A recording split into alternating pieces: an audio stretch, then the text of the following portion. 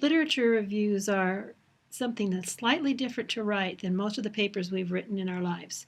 Most of the things we do have more obvious persuasion to them, or they have some sort of a study part with them that you're saying that there's a beginning, middle, end of a study, beginning, middle, end of a story. And yet, just because it doesn't have that format doesn't mean that there isn't formats that literature reviews follow. So today, our objectives are to explain what a literature review is as opposed to these other types of writing, and why they're important to know what to do and how they're done well. And then we're also going to look at a bit how literature finds itself in a different part of qualitative and quantitative studies. And finally, then 5 steps in helping to begin thinking about writing a literature review. So what is literature review? It doesn't have a study in it. Every once in a while, I get someone turning in a literature review, and all of a sudden they start talking about methodology or subjects or those types of things. That's not a review of the literature. Look at the 2 words. Literature means the stuff that's already been written. And reviewing it means that you're going to be explaining it, interpreting it, and organizing it in such a way that someone else can make sense of the logic that you're putting it together with. So you're going to be looking at journal articles, you're going to be looking at websites, any kinds of documents that form the literature of your topic. The purpose of a literature review is to kind of say what's going on around here.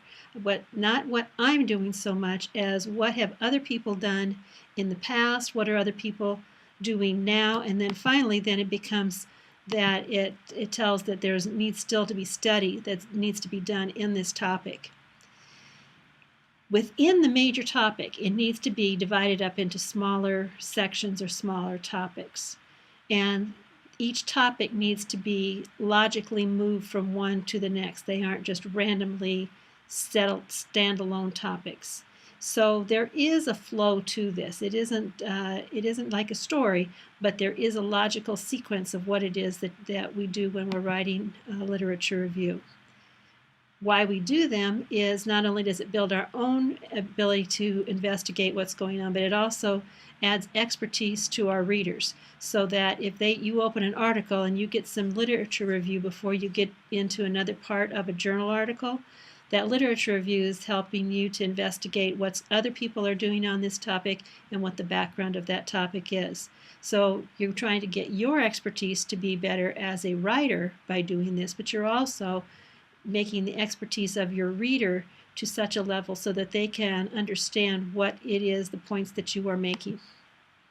So it fills in the gaps of what people already know, but it also really extends the prior studies in terms that it links them together in what ways, which ways are these alike, which ways are they different, where is there gaps in between or contradictions between studies.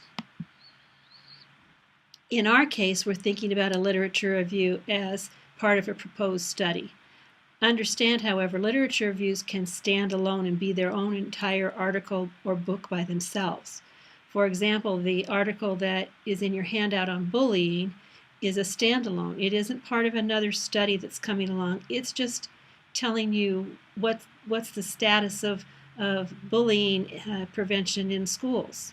Nothing is going to be studied based upon this, but hopefully some plan of action is going to come out of it as people become more familiar about what is and what isn't at this point. So in other words, it creates a knowledge base that you and your reader, you as author and your reader have the same basis of knowledge. If you say differentiation, if you say group work, if you say comprehension, whatever those words are, you have a common understanding, a deep understanding of those major concepts that you want to be able to discuss in a particularly unique way that you as the author are the one who orchestrates and designs. Now, if the part of the larger study that you're going to propose is quantitative, more of your literature review happens early in the process. Everybody does some early in the process, but where it sits in the document depends on the type of study that you're doing. For example, if you're going to do a quantitative study like is there any correlation between the number of years a teacher has taught and their students' outcomes on their achievement test?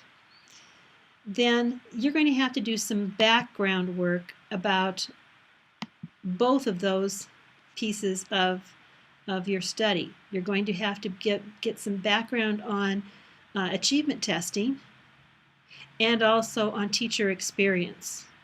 So both of those things would have to have a number of studies, a whole body of work that your new study would rest into.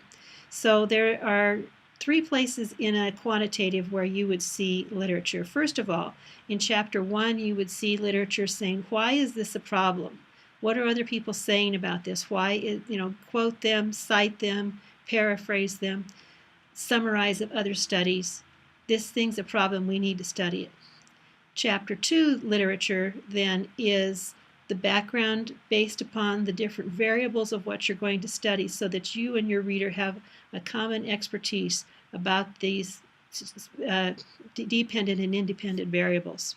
And then finally, in chapter 5, once you get, yes, it was significant, okay, yes, the longer a teacher has been working in the district, the better her test scores are, or no, there's no correlation between a teacher and how many years he's taught to what kind of types of scores their students get. In either way, there's going to be literature that confirms and agrees with you, and you'll cite that in chapter 5, and you'll also say that there's some contrasting things where people are thinking other things as well, so that when you're finished, you use your sometimes the same resources, but you use them in a different purpose. And then the purpose there is to lay it against the results that you got in your study. Now, qualitative research is different. So let's say that you're going to do a qualitative research on what is the experience, what is it like to be a new dean of schools. So in that case, it's more of an inductive type of thing. You cannot right now know what your conclusions are going to be because you don't know when you go out and ask somebody, what's it like to be a dean of schools, and that dean starts to talk to you and the next one and the next one. The topics emerge or bubble up from what those people say as their results. So you still have, why is this a problem? Why do we need to know about the life of a dean of schools? And it justifies the need of the study. But most of it, the great bulk of the research is done after you've done the interviews or after you've done the focus group or whatever, because those themes that come up, each of the themes then need to have research done on that. So, for example, if you find a common theme of a dean of schools is isolation, that they feel isolated from the other teachers, or they feel like that the teachers that used to be their friends are now seeing them in a different light. Well, that's a common experience in many different jobs and in many different situations in life, and has been studied for many different purposes. So once you find it's your theme, then you go out and do the research and the literature review on that theme.